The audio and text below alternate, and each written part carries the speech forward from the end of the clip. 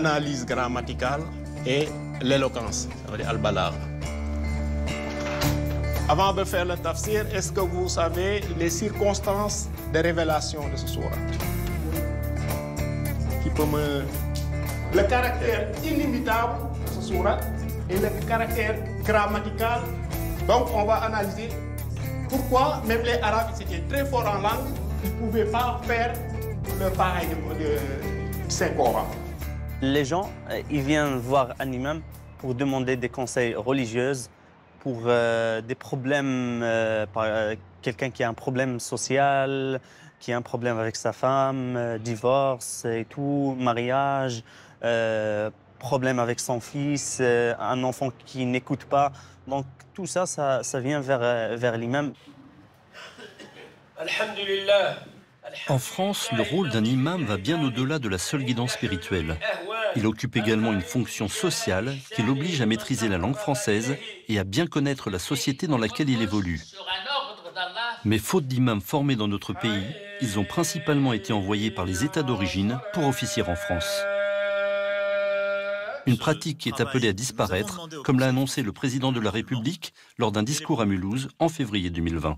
Des mosquées financées de manière transparente, avec des imams formés en France et respectueux des principes et des valeurs républicaines, c'est ainsi que nous créerons les conditions pour que les musulmans de France puissent pratiquer leur culte librement, affranchis des ingérences extérieures. C'est une étape absolument essentielle, là aussi pour préserver, conforter l'indivisibilité de la République. Le Maghreb, traditionnellement, avait amené des imams, on dit des imams détachés, donc qui venaient d'Algérie, du Maroc, une petite partie de la Tunisie et une autre partie de la Turquie, parce que ce sont les grandes communautés religieuses qui sont ici. Depuis 1982, avec l'Algérie, il y avait cette relation d'envoyer des imams d'Algérie, et nous sommes vers la fin des années 2000 avec 120 imams qui viennent d'Algérie. Ce sont des fonctionnaires algériens qui sont choisis par le ministère algérien des Affaires religieuses et qui sont envoyés à la Grande Mosquée de Paris, qui les affecte dans les mosquées liées à la Fédération nationale de la Grande Mosquée de Paris. Il est important que nous puissions être sûrs, là aussi, que celles et ceux qui, au nom d'une religion, apportent une parole de foi, peuvent parfois organiser une partie de la vie, qu'elle soit de famille ou associative, respectent pleinement les lois de la République. L'une des difficultés que nous avons en la matière, c'est que nous avons hérité d'un système qu'on appelle souvent l'islam consulaire. C'est-à-dire que nous importons de manière régulière, chaque année, des imams et des psalmodieurs, des imams qu'on appelle détachés et des psalmodieurs, qui sont nommés, désignés, formés par d'autres gouvernements. Nous avons cette relation principalement avec 3 pays, l'Algérie, le Maroc et la Turquie, et qui nous envoient ces personnes qui donc vont officier. Aujourd'hui, vous en conviendrez avec moi, c'est un problème parce que nous rencontrons exactement les mêmes difficultés, avec des gens qui parfois ne maîtrisent pas bien notre langue, ou pas du tout, et avec des dérives que nous avons pu observer. Voilà, un moment, le président de la République de France avait décidé, M. Macron, que la question des imams détachés doit être gérée autrement. Donc, il n'y a plus d'imams détachés. Il fallait que la communauté musulmane elle-même installée en France s'organise pour former ces imams. Je crois qu'il est reconnu par les autorités qu'un imam est nécessaire dans une mosquée. Un imam bien formé, un imam qui doit être un interlocuteur, un référent concernant la question de l'islam. Et depuis la décision qui a été prise par le président Macron il y a déjà un certain temps, en 2020, à l'occasion d'un discours qu'il avait fait à Mulhouse, il avait considéré que les imams détachés ne pouvaient plus continuer à exercer en France.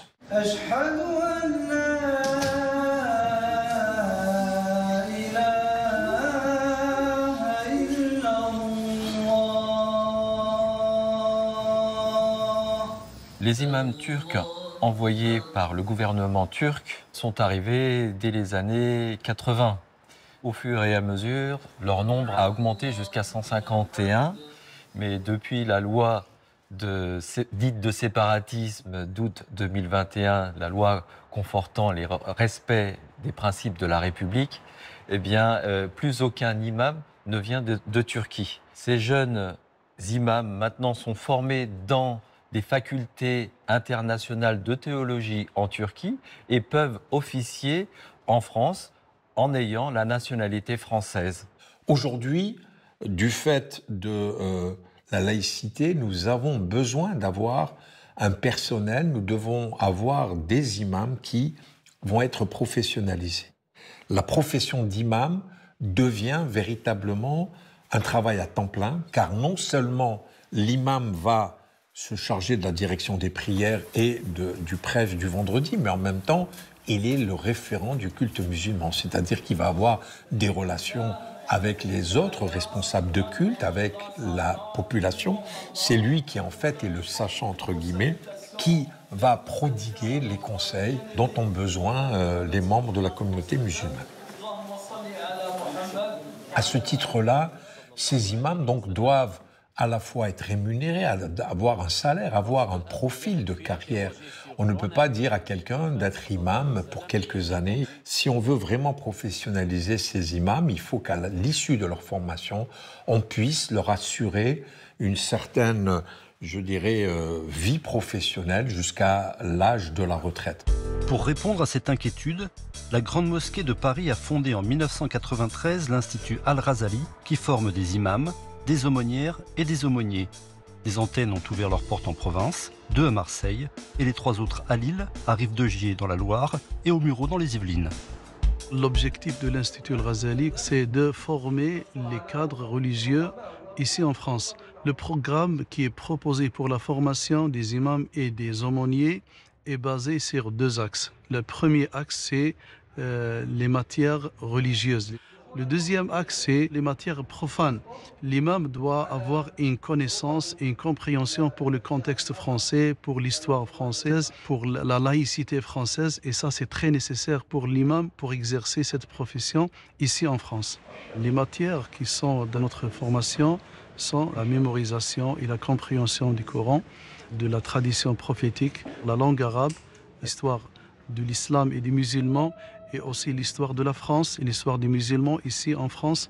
Alors il y a d'autres matières comme les matières de la jurisprudence de l'islam, les fondements de la jurisprudence, et aussi pour les matières profanes, on a l'institution, le fait religieux ici en France, on a l'aumônier et on a aussi la matière de traduction qui traite les sujets religieux en langue française. L'Institut développe aussi d'autres activités pour les étudiants, visiter les hôpitaux, les lieux de culte de différentes religions ici en France. Aujourd'hui, la difficulté que nous avons, c'est que les mosquées n'ont pas les moyens suffisants pour recruter durablement un imam, lui délivrer un contrat à durée indéterminée, prévoir sa retraite, etc., etc. Et donc, c'est la véritable difficulté que nous avons aujourd'hui. Mais à toute difficulté, nous essayons de trouver des solutions. Et aujourd'hui, par le biais de l'Institut Al-Razali, nous avons de plus en plus d'étudiants qui sortent frais et moulus, donc à la fois de l'Institut ici, qui se trouve in situ à la Mosquée de Paris, mais en même temps aux 5 annexes que nous avons créées depuis maintenant 4 ans un peu partout en France, à Marseille, à Lyon, à Lille, à Montpellier, dans les grandes villes de France où il y a aujourd'hui la possibilité de former des imams pendant 3 années avec une formation, quel que soit le lieu où on se situe sur le territoire national, c'est le même programme, c'est le même diplôme qui est délivré. La Grande Mosquée de Paris est organisée depuis 2006 en fédération nationale regroupant 400 mosquées au sein de 13 fédérations régionales. À Lille, dans les Hauts-de-France, une antenne de l'Institut parisien Al-Razali a ouvert ses portes en 2020. Chouïa, Lakdar. Ah, c'est toi qui nous as appelés de Valenciennes. C'est bien ça. Donc, où est-ce que tu as appris qu'il y a de la formation? Alors, c'est un ami qui est élève actuellement chez vous depuis quelques temps. Et donc, c'est par ce biais-là que j'ai pu faire connaissance de votre centre de formation sur la région lilloise. Et donc, suite à ça, ça m'a intéressé. Et il m'a appris qu'il y avait une porte ouverte dernièrement. Et il y avait aussi un appel aussi qui a été fait à la mosquée de Valenciennes en disant que les jeunes fidèles qui souhaiteraient s'inscrire pour faire une formation d'imam sur la région de proximité. Effectivement, moi je pense que vous êtes en train de faire le bon choix de choisir l'Institut Al-Ghazali pour se former comme futur imam. On forme aussi les aumôniers et des femmes moushidates. Et là, nous avons cette chance, comme vous tous, pour vous faire bénéficier de cette formation de qualité. Et j'espère que tu seras des nôtres. Et je vais te remettre la fiche d'inscription, la fiche de préinscription. Tu t'inscris? Ce qui m'a poussé à venir, en fait, c'est mes lacunes en langue arabe, en écriture, le manque de connaissances que j'ai dans la religion. Et donc, le fait de pouvoir avoir une école à proximité dans la région lilloise, ça me permet de pouvoir corriger ces lacunes. Et ce qui m'a aussi permis de venir ici, c'est que j'ai eu beaucoup de difficultés à trouver une école ou un environnement où je pouvais apprendre la lecture arabe avec les contraintes qu'on a aujourd'hui. C'est qu'on n'a pas le temps de pouvoir s'approprier ces moments. En semaine, c'est pour nous très compliqué. Le fait qu'on a une activité professionnelle qui prend énormément de temps. Donc aujourd'hui, voilà pour quelle raison, la raison pour laquelle je suis intéressé par ce genre d'école. La base de notre religion, c'est l'unicité. Le message, le plus grand message, ou bien l'objectif de toute la prophétie, de tous les prophètes, sallallahu alayhi wa sallam, c'est quoi? C'est l'unicité. C'est la troisième part de la religion, du Coran. Qul huwa Allahu ahad, Allahu samad, lam yalid wa lam yulad. Il n'y a aucune divinité sauf Allah, celui qui nous a créés. La deuxième partie, c'est quoi?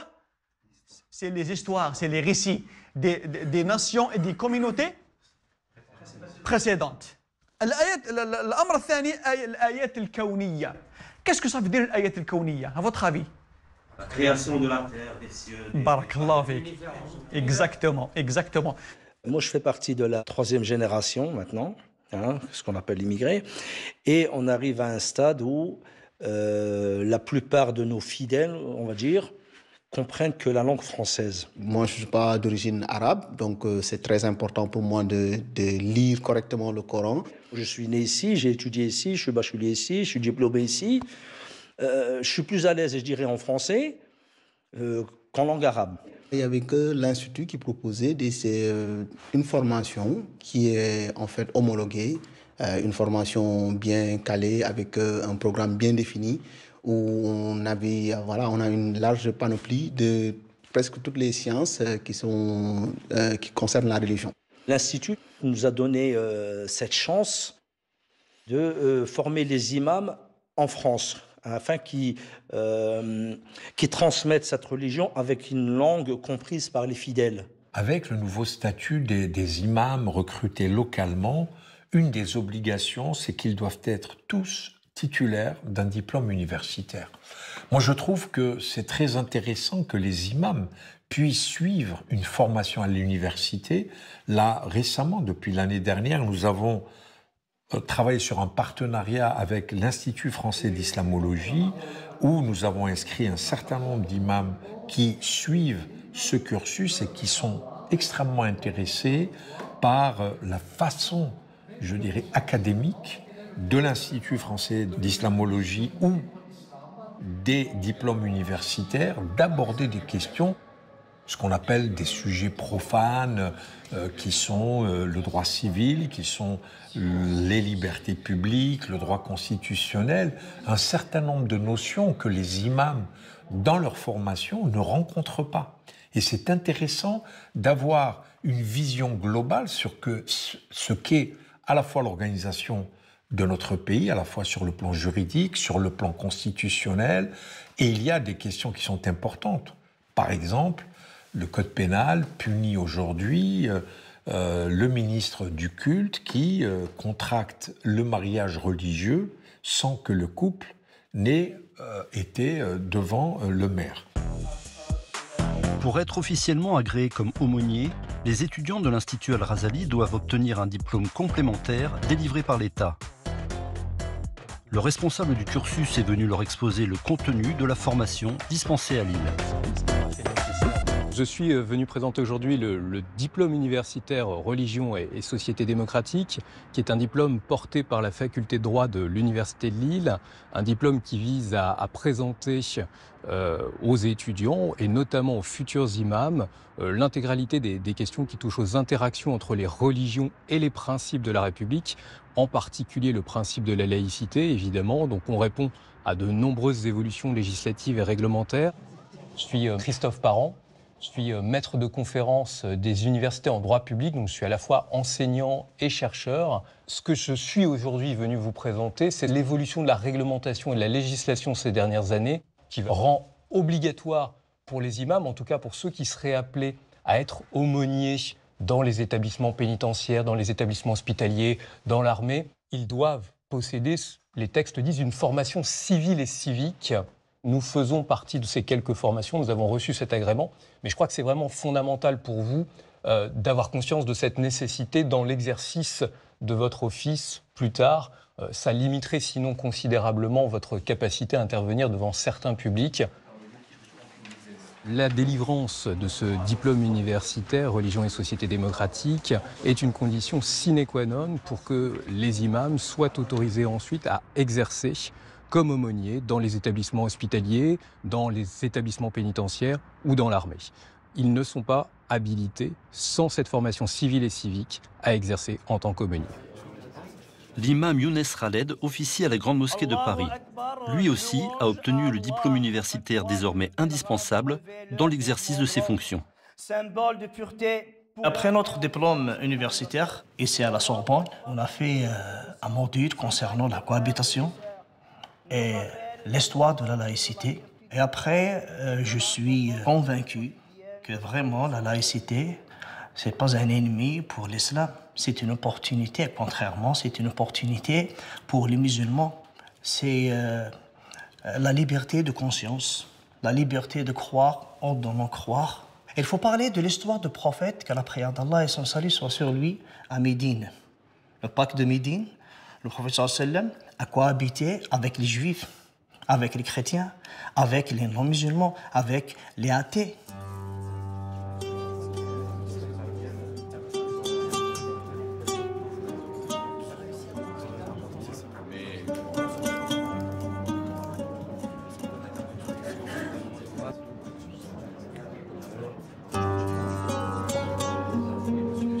Les imams aujourd'hui, il faut les former, il faut les mettre, je dirais, au cœur de la société, parce qu'ils sont importants. Et moi, je le répète, c'est vous les notables, les imams, c'est vous qui êtes les sachants, c'est vous qui avez cette autorité à la fois morale et religieuse pour expliquer aux musulmans ce qu'est véritablement notre religion. Un institut de formation s'est également implanté à Istres, dans le sud de la France, au sein de la Grande Mosquée de la ville. Il témoigne des difficultés rencontrées dans les apprentissages, notamment par les étudiants francophones. Après le discours de Macron, on a transféré la formation ici sur Istres. Ils ont fait 3 années. La première session, ils ont fait 2 ans ici sur Istres. Ils ont eu leur diplôme l'année dernière. La deuxième session, c'est cette année qu'ils finissent. Voilà, donc là, elle s'est déroulée dans des bonnes conditions, parce qu'ils apprenaient que le week-end, que le samedi, dimanche. La première session, il y avait 13 étudiants, et la deuxième, c'était 8. Il y avait des femmes et des hommes, donc il y avait des aumôniers et des imams. En fait, on fait les leçons en arabe et en français, mais les gens comprennent tout ce qui est en français, mais concernant l'arabe, on trouve des problèmes avec certains gens, c'est pas tout le monde.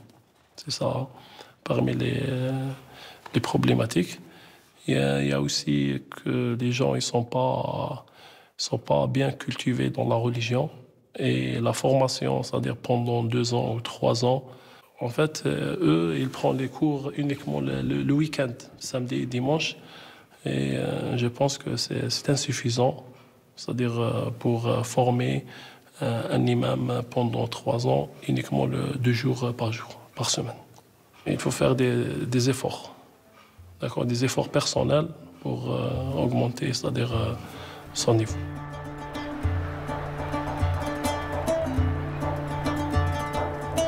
À Marseille, la formation des imams a trouvé place au sein de la mosquée Bilal, qui a délivré ses premiers diplômes. demande à notre chef peut-être de démarrer et à un moment, tu auras un autre temps pour ça. Donc je profite d'ailleurs de présenter le professeur Mam. Les difficultés que rencontrent les étudiants, souvent c'est des étudiants qui travaillent toute la semaine et ils sont là le week-end. Donc des fois, il y a des étudiants, souvent c'est des responsables de famille, ça pose énormément une difficulté. Mais il y en a qui sacrifient leur vie familiale le week-end pour venir travailler. Et en plus de ça, les matières qui ne sont pas trop fortes, il faut un travail supplémentaire encore pour se rattraper. Et c'est les deux difficultés qu'on rencontre souvent avec les étudiants. أعوذ بالله من الشيطان الرجيم بسم الله الرحمن الرحيم إذا جاء نصر الله والفتح ورأيت الناس يدخلون في دين الله أفواجا فسبح بحمد ربك واستغفر إنه كان توابا. Donc aujourd'hui, on va faire un cours de langue arabe. Finnahu wal balagha. On a choisi un sourate qu'on doit faire. On va écrire un sourate. Qui peut écrire bien écrire? C'est Ammar. Verset.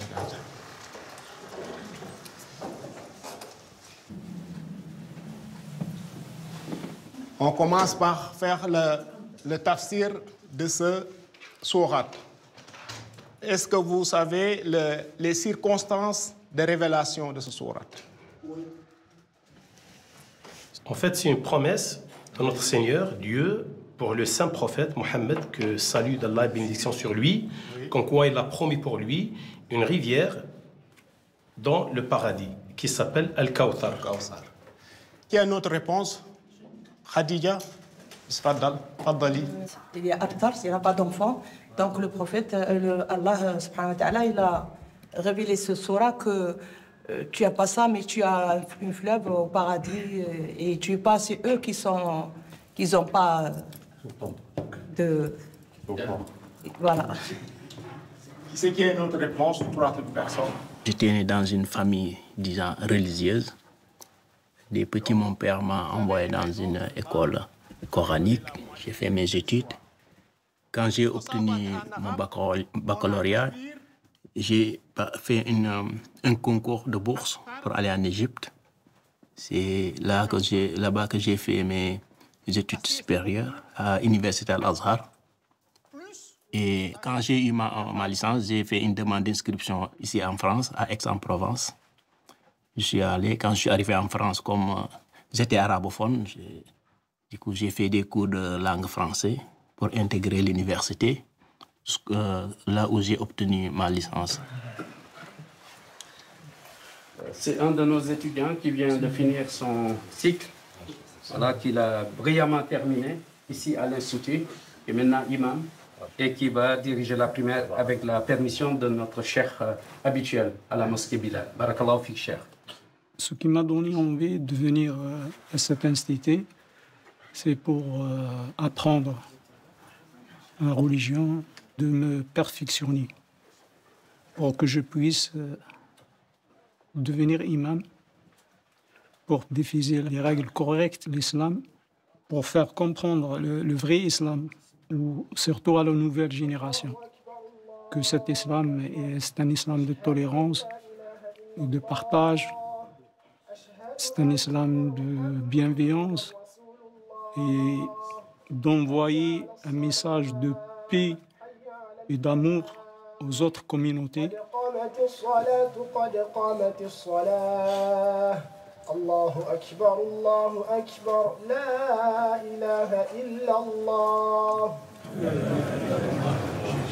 Et à travers cette formation, j'ai appris beaucoup de choses.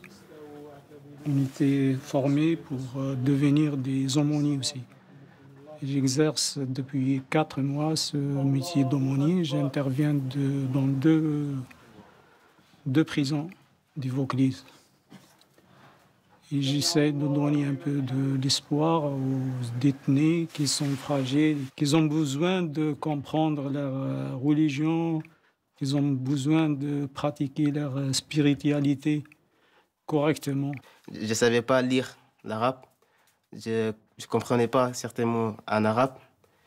Et c'est en suivant cette formation, j'ai vraiment évolué, quoi. Maintenant, je continue à faire des efforts personnels pour plus approfondir ma connaissance dans la religion.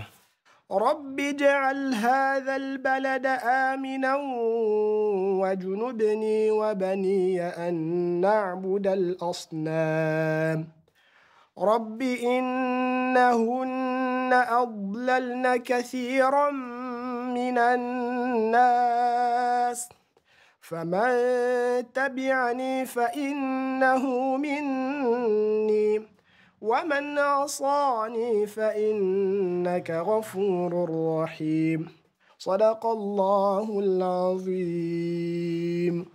C'est très important d'apprendre sa religion et de la transmettre, car chaque musulman est responsable de ce qu'il a appris, responsable de la transmettre à sa famille, à ses proches, à ses voisins. Nous, les imams, en fait, d'ici, on parle français. Donc, par contre, ceux qui venaient du Maghreb, par exemple, ou bien de la Turquie, même s'ils parlent français, ils ne parlent pas bien le français. Parce que quand un fidèle vient vers l'imam pour lui expliquer son problème, donc il faut que le fidèle et l'imam se comprennent.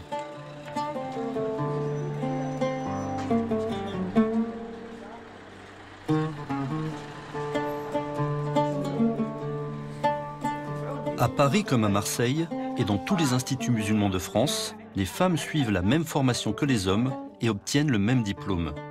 Mais aujourd'hui, celles qui officient comme imams au sein d'une mosquée sont encore des exceptions.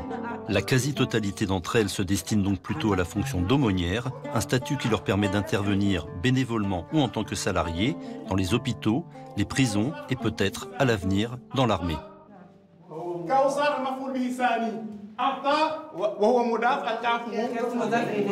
Je souhaite être aumônière. Les malades qui viennent de l'Algérie ou d'autres, des fois je traduis. Hier, j'ai fait une nuit à Paoli-Kelmet avec une personne qui elle était opérée. Là-bas, c'est des opérations pour cancer. Et j'ai accompagné cette dame. J'ai resté avec elle d'abord pour l'accompagner parce qu'elle est seule en France, plus pour traduire, parler avec le chirurgien et voilà. أعوذ بالله من الشيطان الرجيم بسم الله الرحمن الرحيم إنا أعطيناك الكوثر فصل لربك وانحر إن شانئك هو الأبتر صدق الله العظيم. Le plaisir de lire le Coran tous les jours, d'apprendre la psalmodie du Coran, c'est pour avoir une meilleure compréhension du Coran, une meilleure écoute, un plaisir pour l'écouter et à l'apprendre. Car quand on psalmodie le Coran, ça rentre dans le cœur, en réalité. Et c'est pas comme si on lisait un livre ou une page ou un journal. On lit, on déduit. Alors que là, il faut lire, rentrer, avoir l'esprit, l'âme avec les versets du Coran. Et comme c'est Dieu qui nous parle, on aimerait, tout bon musulman, il aimerait rentrer en contact avec ces paroles, à travers ces paroles, d'apprécier et d'avoir envie, toujours envie encore plus d'apprendre et de lire et de psalmodier le Coran. Et c'est avec plaisir qu'on le lit, qu'on l'entend et qu'on l'écoute.